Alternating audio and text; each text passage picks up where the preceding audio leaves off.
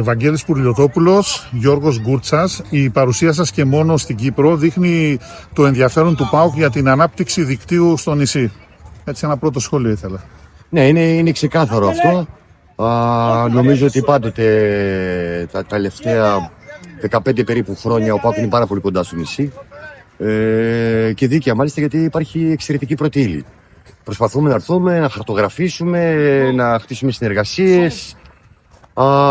Και ευχής έργων είναι ότι μετά την κακώς βέβαια τον ερχομό της υγειονομικής κρίσης και της καραντίνας που μπήκε πολύ απότομα στη ζωή όλων μας, ήρθε η ώρα να ξανάρθουμε στο νησί, να χτίσουμε πολύ ωραίες συνεργασίες, σχέσεις ζωής ουσιαστικά, και να δούμε από την αρχή το συγκεκριμένο κομμάτι, μαζί με το Στέλιο, μαζί με το Χρήστη, τα υπόλοιπα παιδιά. Ουσιαστικά αυτή η συνεργασία ξεκίνησε το Σεπτέμβριο, αλλά μπαίνει full από τώρα με την παρουσία σας εδώ. Έτσι είναι αυτή η πραγματικότητα. Έτσι ακριβώς είναι. Ναι. Ο Στέλιος γνωρίζεται με τον υπεύθυνο του σκάουτινγκ και των προπονητικών κέντρων.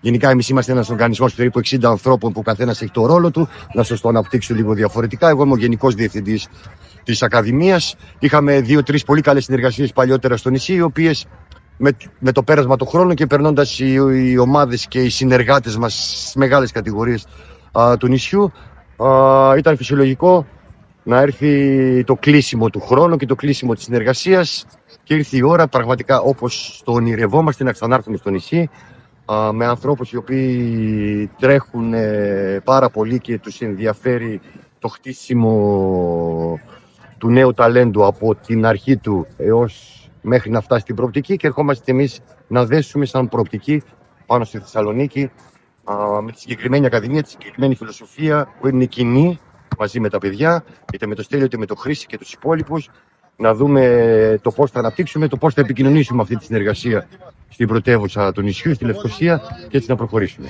Γιώργο, τι μπορεί να βγει ως ταλέντο εδώ στην Κύπρο, ποια είναι η ποιότητα των παικτών, αυτά που γνωρίζετε, και ποιο είναι το πλάνο για το επόμενο διάστημα? Ναι, προφανώς ταλέντο υπάρχει πολύ. Είμαστε πολύ χαρούμενοι που ξεκινάει η νέα αυτή συνεργασία. Εγώ θα αναφερθώ λίγο στο πλαίσιο συνεργασίας.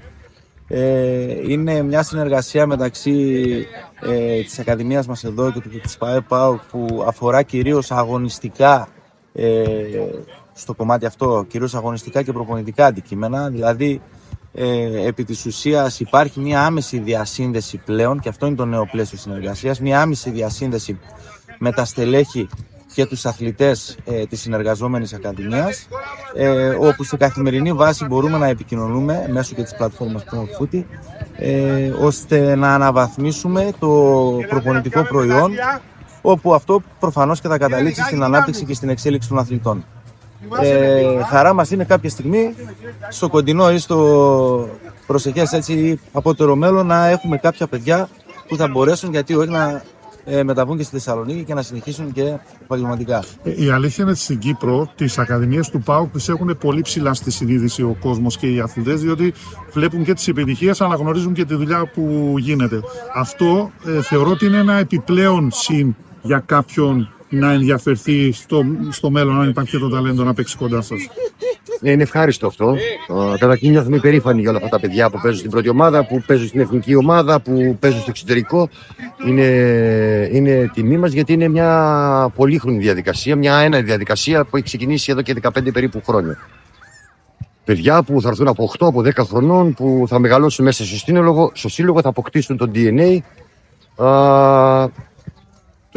Το σημαντικό όμως είναι ότι εμείς ερχόμαστε με απόλυτο σεβασμό σε όλες τις ομάδες του νησιού. Ξεχωρίζουμε τη συλλογική προτίμηση του καθενός και ερχόμαστε να μιλήσουμε μόνο για ποδόσφαιρο. Ερχόμαστε να μιλήσουμε μόνο για ποδόσφαιρο και για να προστατεύσουμε τα όνειρα των παιδιών. Αυτό είναι το πιο σημαντικό. Αυτό κάνουμε στην κάθε περιοχή της Ελλάδος. Είτε είναι οι συνεργαζόμενες, οι συνεργάτες μας, γιατί δεν υπάρχουν για μας συνεργαζόμενος. Μέσα από την αλληλοεπίδραση θα μάθουμε πολλά πράγματα και εμείς από τα παιδιά και από τις εμπειρίες τους, και οι προπονητές και οι ιδιοκτήτες της Κύπρου. Μέσα από όλη αυτή την αλληλοεπίδραση και τη συνεργασία θα μπορέσουμε να μεταφέρουμε ένα στον άλλον εμπειρίες και κομμάτια με μοναδικό ένα σκοπό. να πετύχουν τα παιδιά τα όνειρά τους. Υπάρχουν τεράστια στάθμιτοι παράγοντες. Υπάρχει το νούμερο ένα σημαντικό για μένα, είναι ότι θα πρέπει να μεταφέρουμε στα παιδιά να υιοθετήσουν το αθλητικό στυλ ζωής. Θα γλιτώσουν από πάρα πολλούς κινδύνους.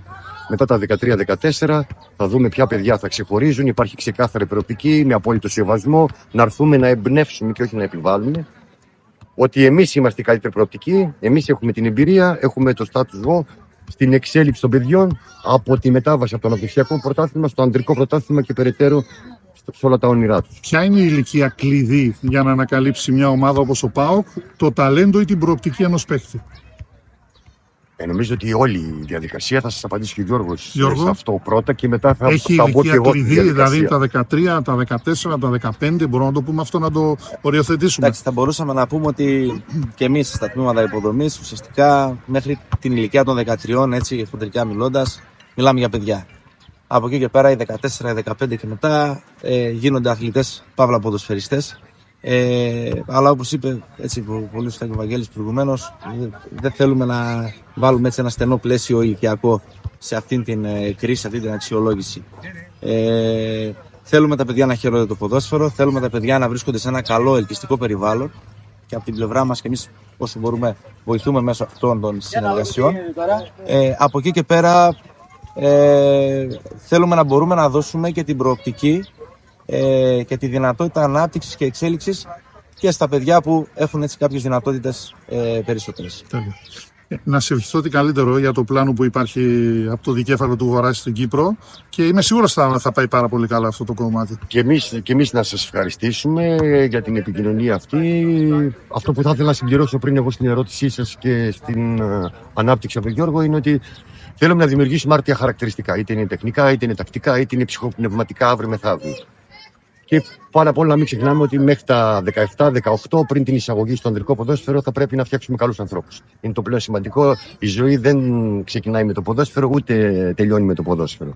Άρα αν έχουμε δημιουργήσει όλα αυτά τα χαρακτηριστικά, οι συνεργάτες θα δημιουργήσουν τεχνικά χαρακτηριστικά άρτια μέχρι τα 13-14, βλέποντας την εξέλιξη, τους προσκαλούμε στη Θεσσαλονίκη και μπαίνουμε σε αυτή τη διαδικασία να εξελίξουμε μετά παρέα οι δύο ακαδημίες τον νεαρό ποδοσφαιριστή.